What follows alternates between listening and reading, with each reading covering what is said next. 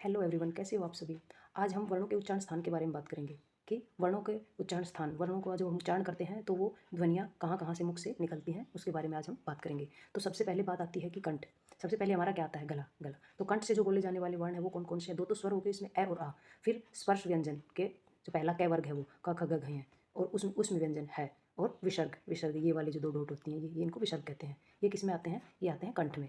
ये किस में आते हैं? ये आते हैं कंठ में। कंठ में कौन कौन से हो गए? ए आ क ख ग घ हैं, है और क्या? विसर्ग। इनको हम क्या बोलते हैं? इनको बोलते हैं कंठ। दूसरा क्या है? तालु। तालु से कौन कौन से बोले जाते हैं? तालु क्या होती है? कंठ के बाद जो हमारा जो ऊर्ध्व भाग होता है, जहाँ हमारी जीभ का ऐसे ऊपर जब टच करते हैं तो जो ऊर्ध्व भाग होता है उसको बोलते हैं तालु। तो तालु से कौन से दो स्वर हो गए? छोटा ई और बड़ा ई। फिर च वर्ग, च छ ज झ हैं। उसके बाद यह अंतस्थ व्यंजन, फिर उष्म श वाला ये उष्म व्यंजन। तो ये सारे मिला के किस में आ गए? ये आ गए तालव्य वर्ण। ये तालु से बोले जाते हैं। इसके बाद नेक्स्ट कौन सा है? मूर्धा। मूर्धा, मूर्धा से कौन कौन से वर्ण बोले जाते हैं? एक स्वर आता है री। री के बाद क्या है? ट वर्ग, ट ठ ड ढ ट ठ ड ढ ये क्या है? मूर्धा से बोले जाते हैं। फिर अंतस्थ व्यंजन का र और उष्म व्यंजन का स, ये सारे मिला के किससे बोले जाते हैं? मूर्धा से। इसलिए इनको क्या बोलते हैं? मूर्धन्य वर्ण। इनको क्या बोलते हैं? मूर्धन्य वर्ण। फिर नेक्स्ट कौन सा है? नेक्स्ट हमारा है दंत, दंत्य वर्ण। तो दांत से जो बोले जाने वाले वर्ण है वो कौन कौन से हैं? ये तय वर्ग, त थ द ध न।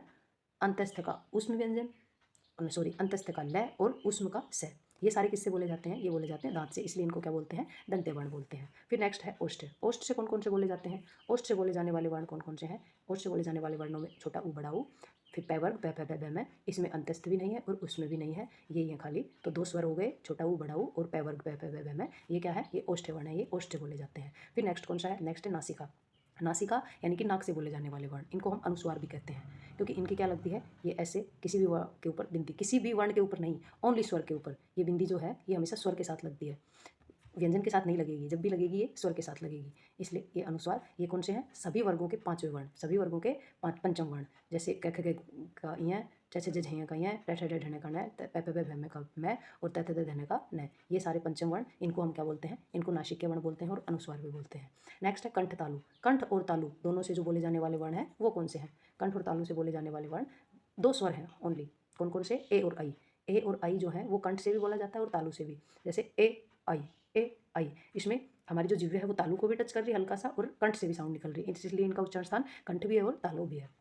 फिर नेक्स्ट कौन सा है? कंठोष्ठ। कंठ और ओष्ठ मतलब कि गला भी है और होठ भी है। उसमें कौन से आते हैं? ये दो स्वर ओ और औ।